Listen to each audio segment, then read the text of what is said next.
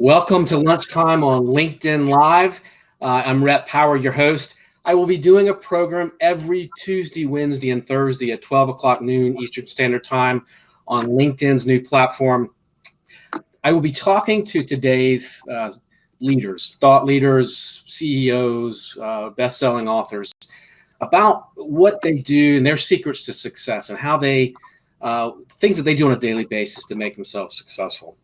The fun part is that this is interactive. So if you have questions, feel free to chime in.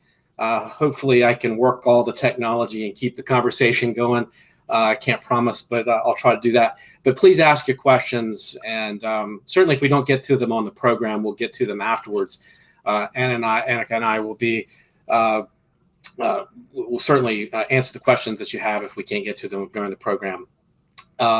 This will also be simulcast today on Twitter, Facebook, and YouTube, so across lots of different platforms. And if you like the program, push like. If you really, really like it, share it and make a comment, as I said before. I am really pleased today to have someone I met a few years ago. I guess, Annica, we met in Luxembourg a few years ago. When was it? I think it was 2015. Right. And Annica, I'm going to kill your last name. I'll do it all the time. Good luck. Good luck. Törneryd, right? Not so bad. All right. You can correct me. Please feel free to correct me if I'm wrong. No, it's good. She's a best-selling author of The Last Single Mom and 3 other books. I think you're working on a few others. She's a peak performance coach. She's a leader on the John Maxwell team, and she's the CEO of Act to Exceed. She's also a kickboxing champion, which that was new information. Former, yes. I no longer compete. But well, you're an all-around badass. So period.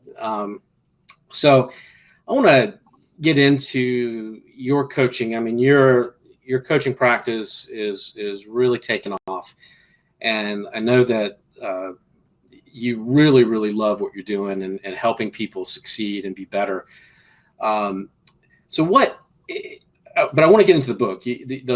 The book you wrote in 2015, The Last Single Mom, bestseller. What were the important lessons for that, and what inspired you to write it? And talk about that a little bit, because I think that's really a fascinating part of your story.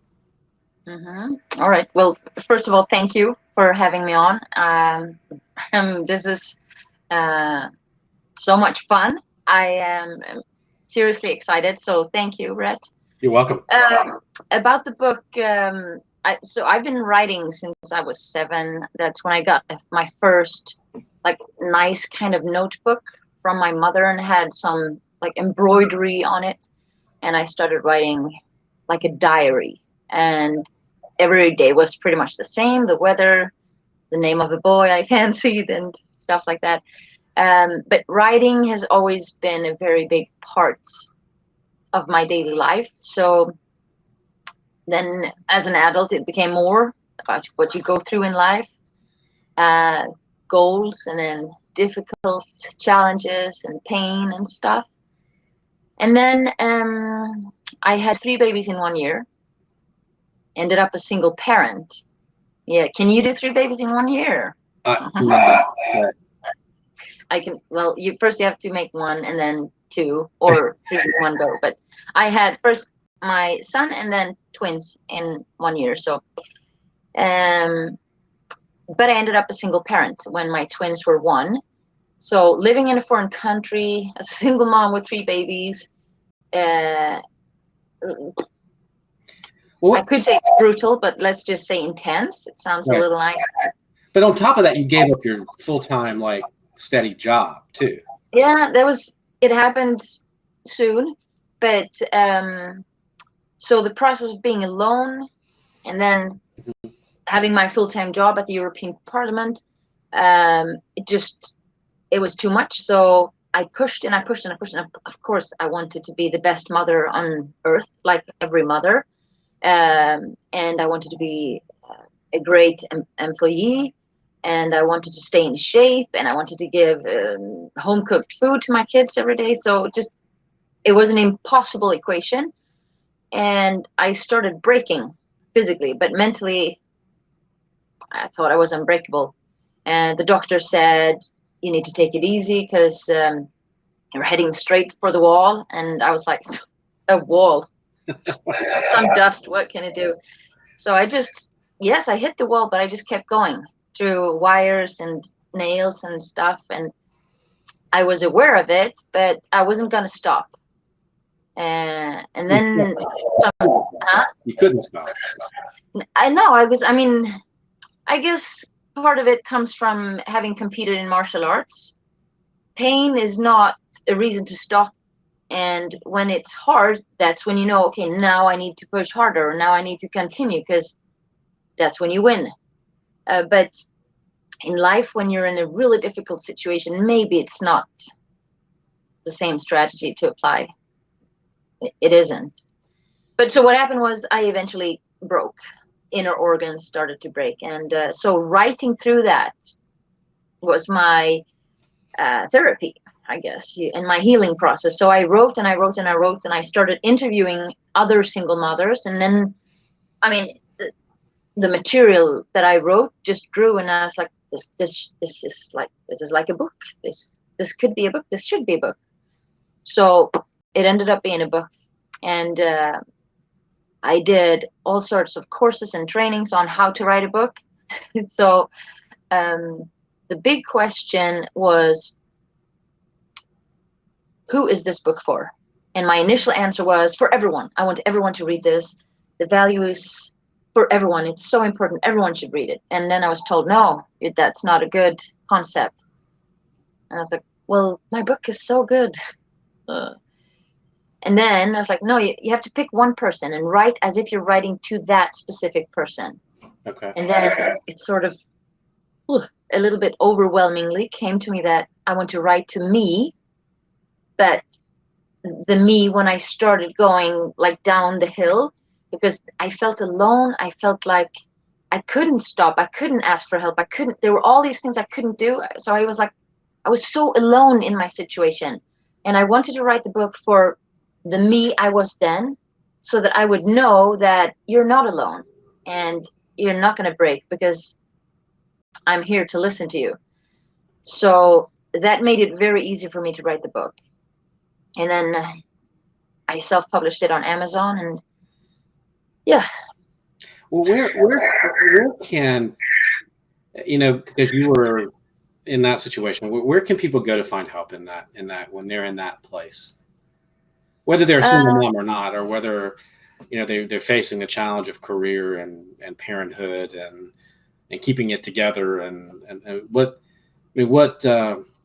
got you through? I know you're a strong person, but you must have had support. You must have had friends. You must have had family. Yes. Where did you go to get support for that? Well, this is going to sound like a sales pitch, but it isn't. This is the truth and nothing but the truth. The best help, or the shift for me was when I started working with a coach. And for so many reasons. One is your family or your really close friends are going to want you to be safe. So they don't want you to go through change, not more than necessary, because change is difficult and it's painful and there's risk. So I even got the advice from, let's say, someone in a very close circle to say, no, do not give up your job. You're a single mother. You need that financial security. Do not give up your job. And me sharing that I'm going to resign to start my own business. I was not asking for advice or permission. I was telling, but I was told back that no, you cannot do that, as if don't do it. So when you ask those who are closest to you for help, sometimes it's not really help. Well, they think small, right? They're not thinking. Yeah, it's, I think, almost always with good intentions. But if you need change in order to be better, be more, be different, then there has to be change. So, and that's why I think working with a coach a good coach is like someone I know said, coaching is the most powerful force for transformation. So, and why? Because no matter how intelligent you are, no matter how wise you are, how many books you've read, you are still limited to your own best thinking. And you cannot see your own situation. You know about it, but you cannot see the outside perspective. So working with someone who is not a friend, who's not going to wait for their turn to intervene and say what they think, but actually, basically, you give money to someone and say, focus on me. Oh my goodness. For me, it helps me become who I am today. And that's something I'm very, very happy about. I used to be someone who I had zero self-esteem, zero self-confidence. I had good values, but I didn't know how to stand up for them. I depended on the approval, the affection, the love, the attention of others for me to be. That was the defining factor for my self-worth. So if there wasn't any, well, then I was worthless. If I got negative feedback or in a relationship, if it wasn't healthy, then that was my worth. So again, everything that I have achieved over the past 5 years is 100% because the work I've done with different coaches. Like, for example, writing my first book, writing my second book. And then these were things that were dreams, to the point that they were dreams that only other people can achieve. Others can achieve it. Those who are authors, or those who are awesome, or those who are this and that. But for me, it can be a dream, and that's it. But having someone trust in your capacity and pretty much tell you that, yes, you can do it. I know you can do it. What? For me, in the beginning, it was like, are you telling me that because it sounds good and because you don't really know?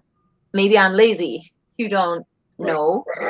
But then again, I was like, I want you to be right, so I'm gonna make it so that you're right.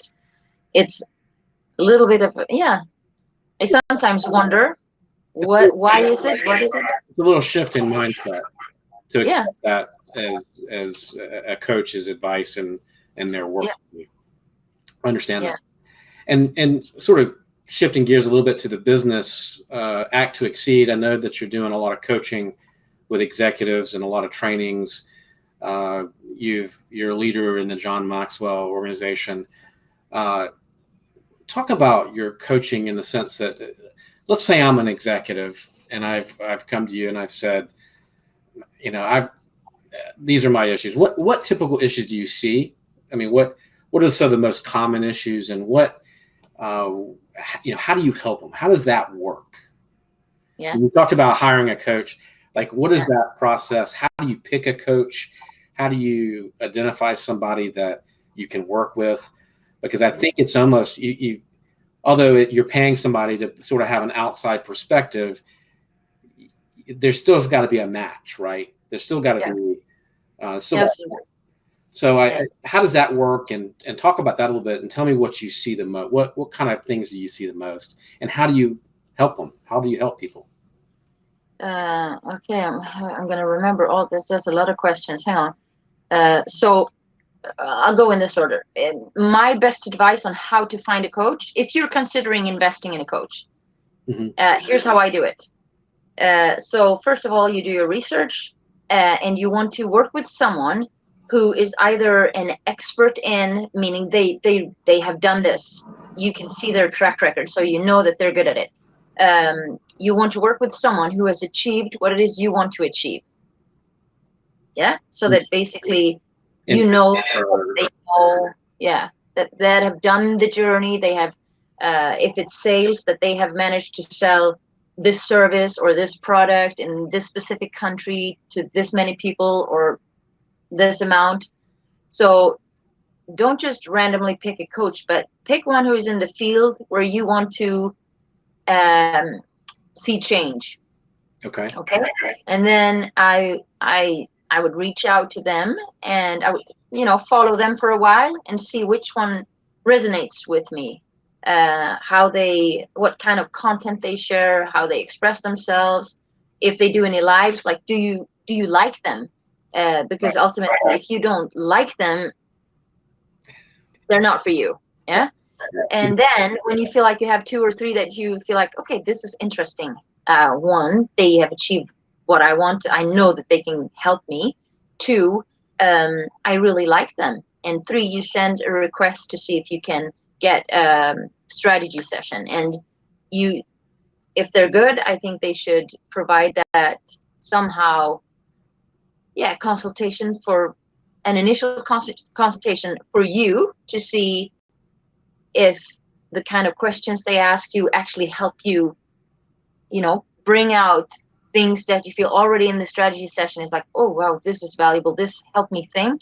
Mm-hmm. It will also give the coach a decent chance to see a fuller picture of, 1, what it is you need or want help with, and 2, if they feel like, yes, I can definitely help you through this, or maybe we're not a fit. So it's for both sides. Yeah. Right. So that's that. And then you asked, what is it that I see most people want help with? Was that right? Right. What do you think are some of the common problems that you see when you meet with executives and you sit down and train people? What are their common problems? And Yep. So I'll do a slight gender separation. Okay. Yeah. Because if I take the women I work with, there's a large spectrum of stay-at-home mom, CFO, CEO, sales manager, so quite a few different roles. But if I make the number one issue is, they would call it self-confidence, low self-confidence, and feeling stuck. And I call it a very poor self-image. Okay. Yeah.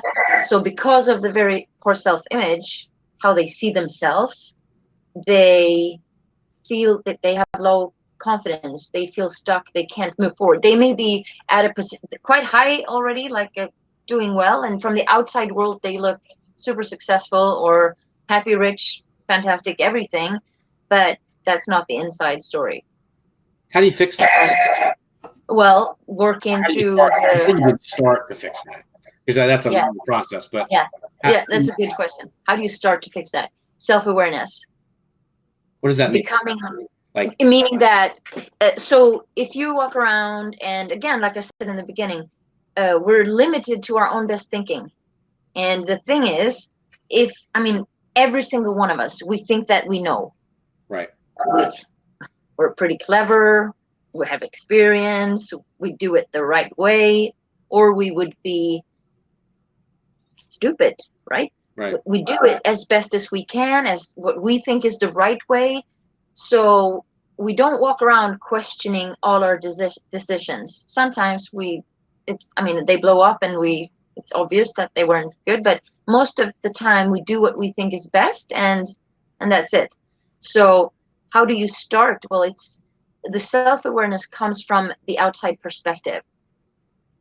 So what typically happens is that a prospect, if it's in an initial session, talks and shares blah, blah, blah, blah, blah. And then, so I very attentively listen, I take note, so I quote them. And I've developed this skill of listening very carefully and capturing their words word by word. Okay. And then I say, so is it okay if I reflect back to you what I hear?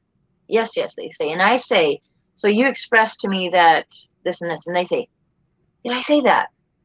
So yes, that's what you said. So that's self-awareness. That's become increasing your awareness of what you actually think. Because typically what happens is, the subconscious mind goes on and on and on and on, and we don't stop and say, what was this thought? Did I really say that? Or did I really think that? Just take one example of how our self-talk, what we think about ourselves. So I can only speak for, well, I can only really speak for myself, but let's say representing women, oof, it's brutal from the morning. Like, you're ugly, you're fat, you're wobbly belly, cellulite, wrinkles, all of that. And we say it, we think it to ourselves. And then we get dressed feeling like, ugh, this doesn't fit, this is not nice, I don't look nice. Like a fat cow is more like the vocabulary. And imagine if you were to say that to another person. Right. Like, oh, oof, you're ugly, you look so fat today. Yeah, you wouldn't have many friends, would you? Or many colleagues. Either you would get punched right on the nose or slapped, or you would have someone cry right in front of you, or they would just walk off, or, well, you would end up very alone. And so you would either stop doing it, someone would tell you, listen, you have attitude problems, or, yeah. But when we do it to ourselves, we don't even question it. We just over and over and over again. So what I do is I help my clients capture their self-talk, the thoughts that go on, so that we define patterns. What is it they repeat? What are the negative thoughts that come up in their relationship, in their parenting, in their social life, in their business as an employee? Because they do. I mean, typically we have one big massive pattern, and then we may have another few, but it's going to drive us through life whether we want it or not, unless we stop and capture it. And to do that on your own, I'm not going to say it's impossible, but it's impossible. It's impossible. No, it's very, very difficult. Yeah. So the self-awareness comes from paying the coach, which in my opinion is investing in yourself, getting someone who is really trained on listening, helping you capture what goes on in your thought process, analyze it, and withdraw from that patterns and say, okay, clearly this is happening. And then, I mean, when you see it, it's like, yes. And so when you have that awareness, the first step to any change is awareness. If you're not aware of it, you cannot change it. Right. What is there to change if you're not aware? So, well, it's also, I think, it's somebody that holds you accountable to that, right? So that's the other benefit to me of a coach is, I mean, particularly when I was an athlete, it's that person that said, that really held you accountable to the way you're thinking, the way you're training, the way you're attacking the challenge. And I think that's, to me, the other benefit is that person that sort of says, you're not where you need to be, and can sort of bring you back to that reality so that you can fix it. Right. Yeah. It's like, I completely agree. For me, when I invest in a coach, there's that thing that we want that person who's then watching us to see that we do well. Right. To like high five or well done you. And the other thing is, if you don't have someone actually watching you, how are you going to know? Like, I was earlier today working out with my personal trainer, doing the same kind of exercise I've done before, and he's there. No, too far to this. And I was like, really? Like, I know how to do this. But the thing is, if you do it as you think, like, yeah, I know this exercise, but you don't see what you're doing. If 2 centimeters too, then you miss out on the biceps, and it goes to the big back, the dorsal, whatever they're called in English, and then you end up looking very different than what you intended. So having the outside perspective, someone who looks at you, whether it's in sports, how you talk, how you walk, how you behave, how you think, if you take your thoughts out and share them, which you typically never do in life, it is very, very powerful. It helps you, gives you the opportunity to change, to actually reach peak performance. What is the talk about the peak performance? I mean, when you're in your coaching, What are you looking for in that? What does that kind of coaching mean? Yeah. Can I just go back to, I said I wanted to separate men and women. Yeah. Oh, yeah, please. Yeah. So for men, and this is, it's an interesting thing happening for me in my business. It's that it's been easier for me, or it's been a natural process that women come to me. Mm-hmm. And I've been struggling a little bit with my message. Who do I serve? It's like, Okay. this, but then. So, and then now what's happening organically is that it's shifting from more women to men. And also, with no marketing whatsoever, they come to me. I want to think that they've heard things. The word is getting out, and also that they actually search very specifically for they search for a specific thing. So the men come to me with things like, I want to improve my speaking. I want to be more influential. I want to have more power when I speak. So speaking, influential, powerful. Present. Yeah. And then there are two issues for the men. If I make a whole package and say, this is what we work on. One, and this is a biggie, it's the ego. Mm-hmm. Massive egos. And I've been working in depth on this one. Why do we have this big ego that, in my opinion, only mess things up? Well, it's ultimately low self-confidence, lack of self-confidence. So we compensate with an ego. Okay. Yep. And the other thing is, well, it's the same thing as for the women, the self-image. Okay. So the men struggle with being perceived as this top executive or successful, whatever their field is, but the inner world is very different. Do you? So is it coach? Sorry. Let's say that men and women have the same issue with self-image. Do you coach it the same way? How do I answer that? So the way I coach is every conversation is different because every individual is different.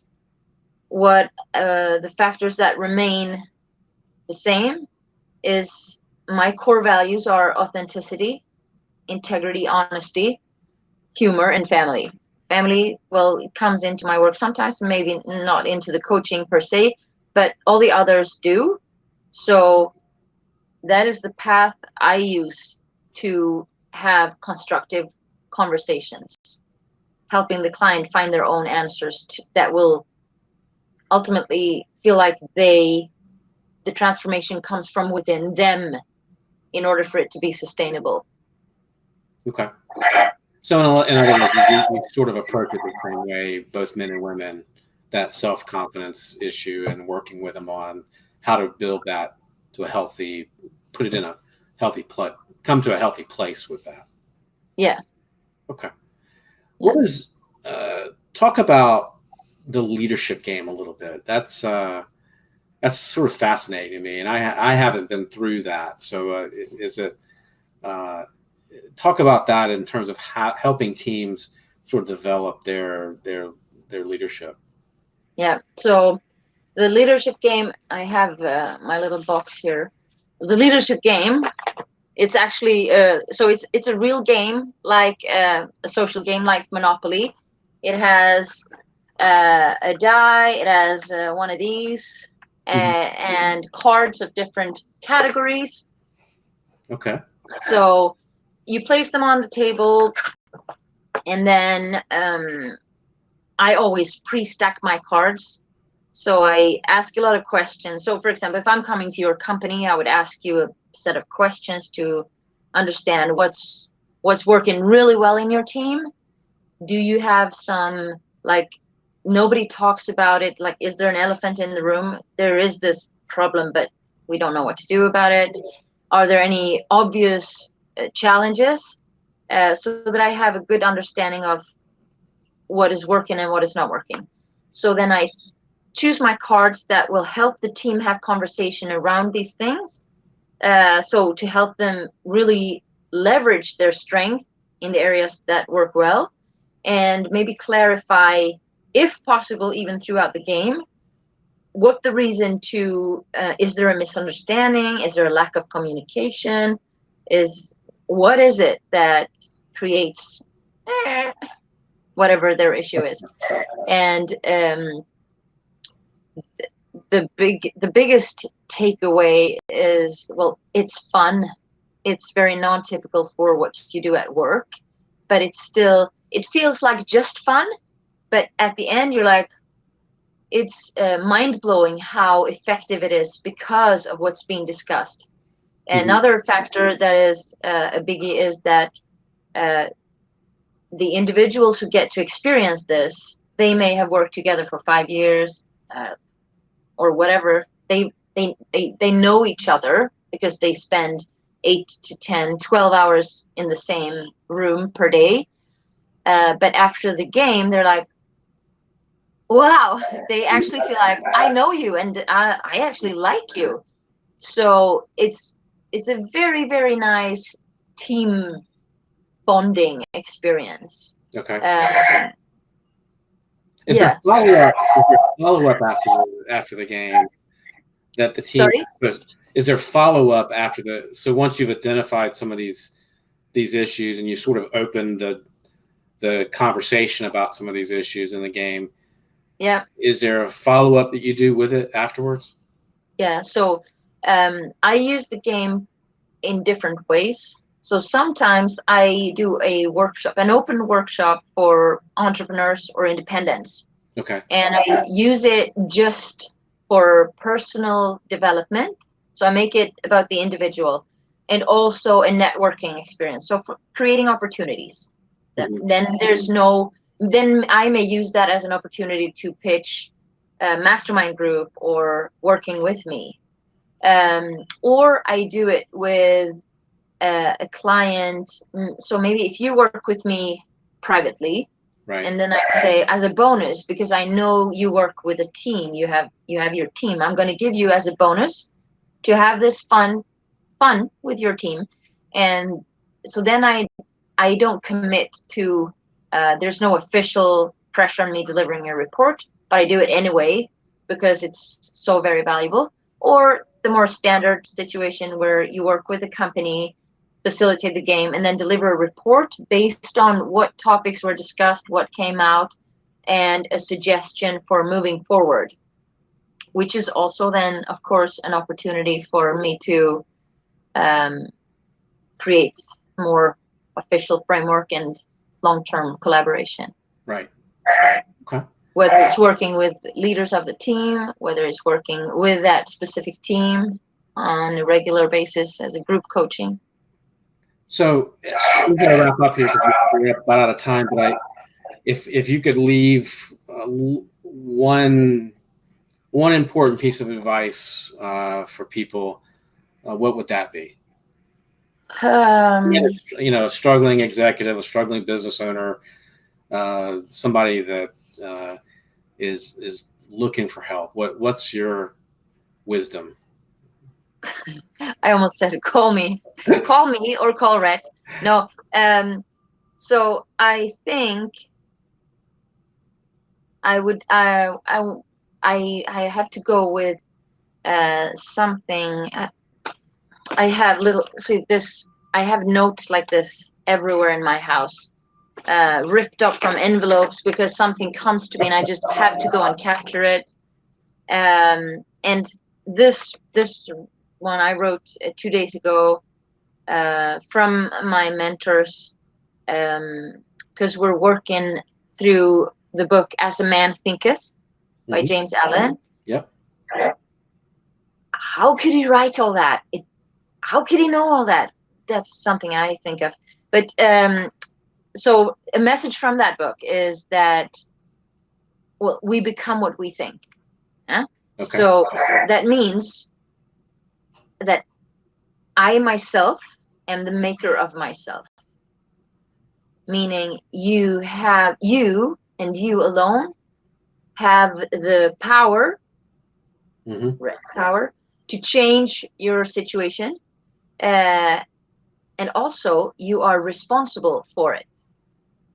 So very often you see victimhood, and I can't because of that, or I can't because of this, or my childhood was like this, so that's why I'm like this. If you start taking responsibility, acknowledge the fact that your thoughts, every thought you have will create a feeling. That feeling will inspire you to take action or not. That action will lead to a certain kind of result. That string of results will be what you call life. So choose your thoughts, because thoughts become things. It becomes your life. Indeed. And where can people go to get a copy of the book, get advice? I know they can go to your website, but you want to tell people where to find you? Yeah, the best way to connect with me is through my website.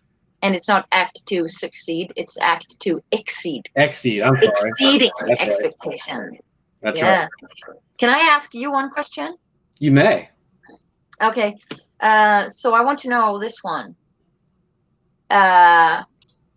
So there's one chapter per week. Yes. And in each chapter, there's like one thing per day. So I didn't start reading it because I want you to tell me, am I supposed to read one thing per day? Yeah, so that book, you're supposed to take 20 minutes a day. Yeah. And do that exercise. Take that, take your journal, work on that, answer the questions that for that period, for that day. And it's something you do every day. You read that book over the course of the whole year. And so it's 20 minutes a day to work on that. Then that chapter is, we cover a topic per week. Yep. So it gives you a week to work on those particular issues. Let's say it's delegating, or let's say it's marketing me. And these are things that gives you a chance to work on. And so I split it out. The reason I did it that way in that book is I feel like people are busy, and I know when I read a book, 300-page book or 400-page book, I get one or two takeaways, right? And I've got the worst case of ADD in the world. And so if I don't, so I lose what I read 3 days ago if I don't. Yeah. So I have to break things down sort of in smaller, for me to absorb it. Take a little bit, take that exercise, work on it that day, absorb it, write about it, think about it. And that's why. All right. Okay, I'm going to do it the way it's supposed to be done then. Yeah, it's going to be really hard for me because I like to sort of, what's in this chapter? Oh, what's in this one? Well, you know what? In the book, you can do that. I mean, if you read through the first part of the book, and there are areas where you don't need to work on, I think somebody like you that works on themselves constantly and has really, that reads and absorbs and thinks and is doing this as a profession, there are going to be elements of that book that there are areas of that book that you don't need to work on, right? Okay. That you already have, that self-awareness about, and that you're working on, and you've got a plan for that. So I think in your situation, you probably can kind of cherry pick the sections of the book that are going to be good for you, and that's okay. And I get it. Some people, this is, parts of the book aren't going to be relevant for everybody in every situation.